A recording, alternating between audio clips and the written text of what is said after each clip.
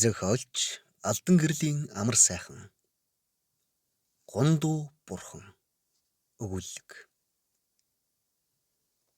Гандуу дээлтэй гондуу царайтай хашин зээрд морьтой хатингар бөхтөр хөгшнийг аав ээж хоёр бурхан хэмээн шүтээд эхэлснийг ойлгох аргагүй.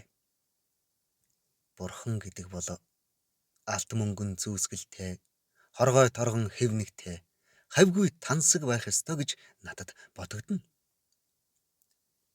Хярын зоонд тархсан олон сарлагаа хумж яваа намайг уулын хизээр давхад хөгшин тонголзон өв сургамал түүж тааралдагч хүн ирж буйг үзмэгц бушуухан мордоод цааш зулардаг хачин араншинтай. Та хоёрын бишрээд байгаа бүгдрээ өвгөн хулгайч нохой шиг хүний нүүр харж чадахгүй юм. Бурхнаач хатта гэж намайг хэлтэл ээж айдастай дуалдаж нүгэл номтой гавжийг юуг нэ чи гэж зандарлаа. Хүнд өвчтэй бараг л хэвтэрт орчхоод байсан аав минь харин уурандаа ухсхийн босч цахнаас чөдөр шүүрч нуруунд дундуур халуу оргитол хоёр ороолгоод өөрөө тэсгэлгүй яоллоо. Би л яолох ёстой биш үү гэж тэнэглэн бодохдоо аава ямар байгааг санах сөгөө байсангүй. Маргааш нь чөдрийн гурамсан сумны ороор гарсан говь руу хорсоод цуу ямбуу цамц холгоод ятгад эр суваа хэдэн үхэр салаад явчихсан нь олдохгүй бухимдаж явтал өмнөөс өнөө хөгшин ирж явна. Хэд их гунигэлж гүйвэрсэн тул намайг ойрцсон хойно анзаарч давхийдл цочоод энгэр хидсэн морин зам тийш жолоо эргүүлж хашин зээрдээ давиран яарлаа. Энэ муугаас болж ууцсандаа хоёр гөвдрөө авсан. Юунда зүгтдэг хөгшин зүнэгвэ гэж би бугшаад замын тосоод гоё холивнаа ороолгон хад асах тачигнуулан ухсхийв. Хашин зээрд нь гавьтай хурдлна гэх биш. Эрдэмтэй гавжгээд бөө өнөө хөгшин яалтчгүй гүйцэгдээд хүн харчихгүй гэх шиг ийш тийш далдчин хулмалцах нь хачин. Ахмад насны өмнөр улаан цайм хүндэлсэж хэрсэндээ бандсан би юу хэлэхээ мэдэхгүй төгдөрснээ. Ямар тач сэрч сайн явж байна уу та гэж чанга мэндэллээ. Хөгшний галмуутай сүмих хоёр нүд сэрт хийсэн ч гөлсхийн нүүр буруулаад таг дуугүй зөрөн өнгөрөхөд би гэдэг хүн гинт хачин их өрөвдлөө. Хөөрхий минь хүнээс дүлдэг сэтгцийн өвчтөй чинь билүү гэхээс над шиг тэнгийг говь руу таттал ороолгохч багтна гэж бодогдов. Орлого шодонгийн хярд зайдуухан цусч буй үхэрчин санжиж явгаатай усан дээр тааралдтал халиун сумын харьяат гавж хөгшнийг баян уул сумд нутаг зааж хярын мохорт хуцухан маллуулахаар суулгасан төдийгүй нутгийн ардтай харьцаанд орвол буцаад ял авч шорон суух сануулгатай тухайн сонин болгон ярьж байна. Энэ үгнээс өвгний гут руу харц гундуу төрх нүдэнд харагдаж хөгшин зүнэг хулгайч нохой гэж муухайгаар хэлсний минь өршөө хэмээн дотроо шивнэн гэмшдэг боллоо. Хууль цаазын хурцнууд хярын зооноос ч хянаж байж мэдэх тул азай буурал ийхүү айл хөршдөг мэдлэгч ирэхгүй ганцаардан гунж суугаад нь элэг эмтэрч хөрхий рүү давхиж очоод уучлалт гуй гэж харавсав. Залуудаан арын хүрээнд шавилж эрдэм чадлаараа цойлж гавжийн дамжаа барьж явсан ч хэлмэгдэж 10 жил хоригдоод нутагтаа амьд мэнд ирсэн аж. Хан тайшрын нурууны тагт 20 жил чимээгүй аж төрсөн ч сүүлдээ зовлон дунсан зон олноо зүгээр харж сууж чадлагүй эмчилгээгүй гээд үхлээ хүлээж байсан хэд хэдэн хүнийг эдгээч гисэн. Чухам үүнийг амж суусан намын үрийн дарга дээш нь матаас бичиж ахаад л 7 жил шоронд хатаасан тухай Ганжуур лам ах ярьсныг том ах дуулж ирснэ. Аав ээж хоёрт сэм хуучлагыг би гэрийн гаднаас сонслоо. Үүнээс хойш том ах гавж ламтан руу 3 удаа очиж гуйж ээж ч хүртэл шөнө явж хүрээд өмнө нь сөхөрч уйлсныг сарны гэрэлд гэрт болж буй шивнэнээс олж мэдсээр л байв. 7 дугаар ангийн гин томоогүй намайг хүн хард хамаагүй чалччихаж магадгээд энэ бүхнийг нууцлаад байгааг бас сонсож аягта цайгаач өргөж дийлэхгүй тамир нь улмал алдарч буй эцгийг харахаас нүд халтарна. Чөдөр шүүрээд намайг 100 ороолгосон чи яхав.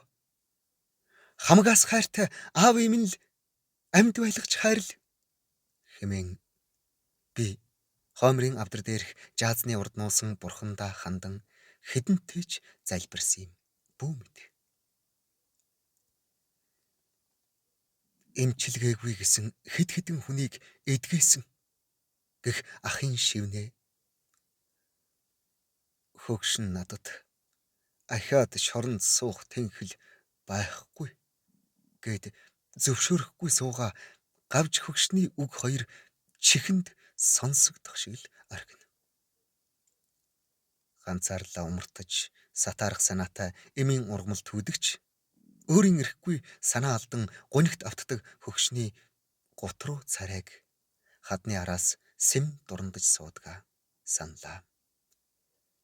Тэр хүн үгүй гэж зөрсөөр аавыг минь өхүүлэх хатуу сэтгэлтэн яавч биш гэж бодхоос би тэссэнгүй. 4 хантай өвгөр гэрийн хаяанд шийдмэг буугаад гой халиуна чөдөрлж суув. Гэрийн унь хан эргэн тойрон өвс ургамал хатаахаар зүүж хавчуулсныг сонирхон харж содон үнрийн мэдэрсээр баруунтаа өвдөг нуглан суувал хөгшин твдэж байгаа гэж жигтээх. Гэртээ хүн оруулсныг мэдвэл ахын шууд ачна. Тиймээс гэд үгээ тасалж байна.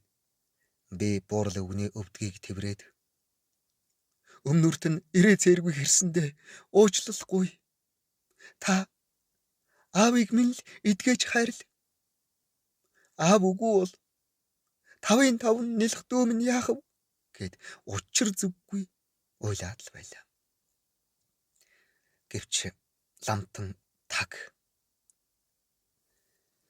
Маргааш нь дөнгөж 3-та охин дүүгээ дүүрээд яваад очисон минь аавыгаа эдгэхсэн гэхээс өөрийн ухаангүй болсных. Бүжин шиг бүлтийсэн дүүг минь хараад сундуй гавж хэмээх тэр хөгшин тэсгэлгүй нулимс мэлтэлзүүллээ. Аав минь одоо юун хэвтэрт энлэх. Хойд орой үед мацаад хар тарлан голдуу сарлага дурандаж суудгаар барахгүй. Номхон морь унаад ойр зуурхнаас тугал бэрүү гэлээд ирдэг боллоо. Хамгаас хайртай түүнийг минь улсын төв эмнэлгийн бурхан эмчнэр эмчилгээгүй гэсэн байтал өв сургамал гүрэн номоор эдгэж гисэн гавжийг бурхан гэж шүтгэхээс өөр яах вүлээ хэмээн би дотроо залбирна. Хуцуухан хариулаад бор цайтай суудаг түүн рүү 3 өнжөөд цайны сүв өрөм тараг зэргийг хүргэх талмаар шөн дунд очиж үүр тэмдгэртэл ярилцаж суудаг болвоо. Хүүхэд гэж гололгүй.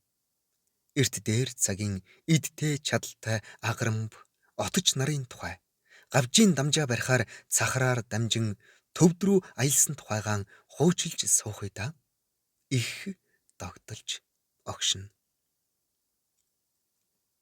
Аавыг эмчилсэнийг мэдээд таныг ахаад барьчихгүй байгаа гэд миний нүр үрчихээр санаа бүү зовоо. Алзахгүй гэсэн төлөг буусаан хүү минь гэх үед дотор цэлмээд л явчихна. Сундуй гавчтан зарим шөнө манайд сэм гүйжилдэг боллоо. Та нарын хаан буйнд сэтгэл цэлмээд ганцаардлын зовлонгоо мартлаа гэдэл их урамтай хөөрөлдөж сууна. 3 настай бүжин нүдтэй бүжин нэртэй дүүг минь харах бүртэл нулимсан мэлтэлцээд явчихыг бид анзаарна. Би уул нь амьдрал зохиож байсан юм шүү дээ.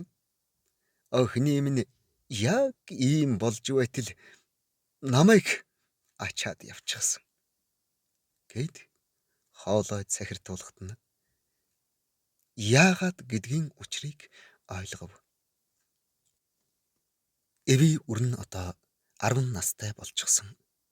Амьдрахын эрхэнд хүнтэй суугаад явчихсан ээж дээрээ байгаа ч очиж уулзч болдгүй гэхийн сонсохоор ээж аав бид гурвын нулимс өөрийн эрэхгүй асгарна. Би хэдий 7 дугаар ангийн нусгайч амьдын хагцал хэмэх айхавтар зовлонг ойлгох тагаа. Ээлгийн ихштэл сансан эцгийг үртэн ганц уулзуулчихж болдгүй.